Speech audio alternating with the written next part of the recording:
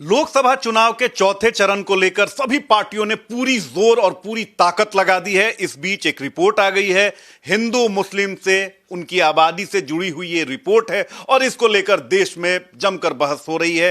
राजनीतिक दल आमने सामने हैं। बीजेपी की प्रवक्ता हैं हमारे साथ इस पर जवाब देने के लिए। पूनम सिंह जी, ये बताइए कि एक रिपोर्ट आई है ठीक चौथे चरण से पहले, बीजेपी इसे कैसे देखती है?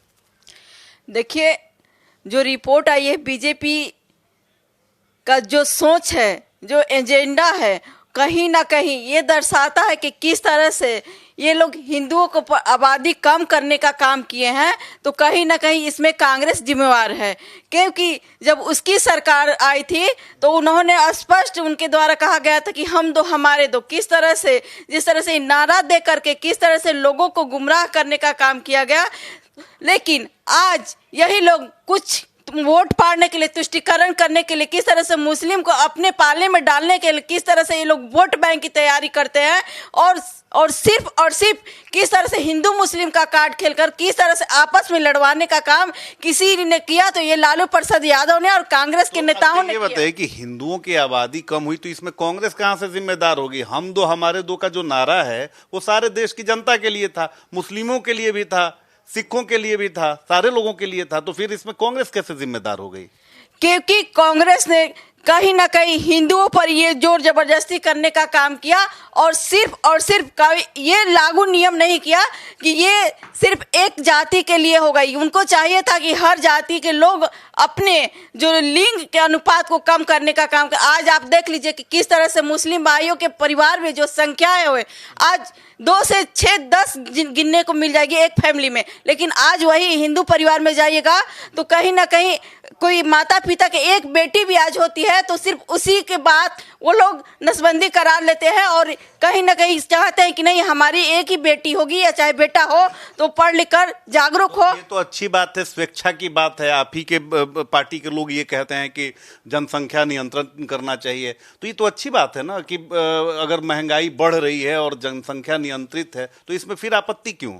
बिल्कुल, लेकिन सिर्फ और सिर्फ हिंदू ही क्यों करें? तो किसने कहा है कि हिंदुओं को करने? मुस्लिम भाई क्यों नहीं करें? ये यदि नियम बनते हैं तो सबके लिए बनना चाहिए और सबको इसको फॉलो करने की आवश्यकता है।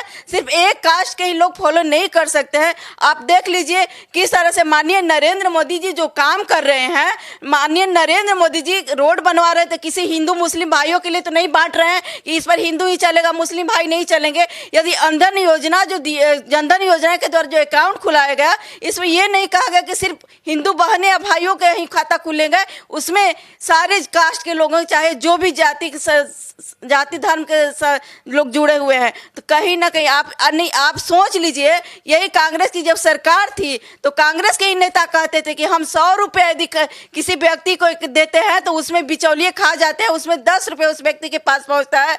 तो माननीय नरेंद्र मोदी जी किस तरह से जनधन योजना ला करके जो 100 रुपये आज दिया जाता है तो सीधे उस व्यक्ति के अकाउंट में पहुंचता है। तो पहला काम माननीय नरेंद्र मोदी जी ने बिचौलियों को खत्म करने का काम किया। आपका मानना है कि देश में जो हिंदुओं की आबादी घटी और मुस्लिमों की आबादी बढ़ी उसमें कांग्रेस का हाथ है? बिल्कुल, इसमें कांग्रेस का ही हाथ है। चलिए, बहुत बहुत धन्यवाद। तो देखिए कि एक रिपोर्ट आई है और जिसमें कहा गया है कि मुस्लिमों की आबादी काफी तेजी से बढ़ी है और हिंदुओं की आबादी घट रही है, जिस पर बीजेपी की प्रवक्ता हैं पूनम सिंह, इनका मानना है कि जो आबादी बढ़ी है मुस्लिमों की उसमें भी कांग्रेस का हाथ है और जो हिंदुओं की आबादी घटी है उसमें भी कांग्रेस का ही हाथ है। चलिए, राजनीतिक दल हैं, आरोप प्रत्यारोप काम है इनका, लेकिन ये रिपोर्ट आई है और जाहिर सी बात है कि चौथे और पांचवें चरण में इस रिपोर्ट का काफी असर देखने को मिलेगा जो वोटिंग होगी उस पर। कैमरा पर्सन अभिषेक के साथ रितेश मिश्रा, इंडिया न्यूज, पटना।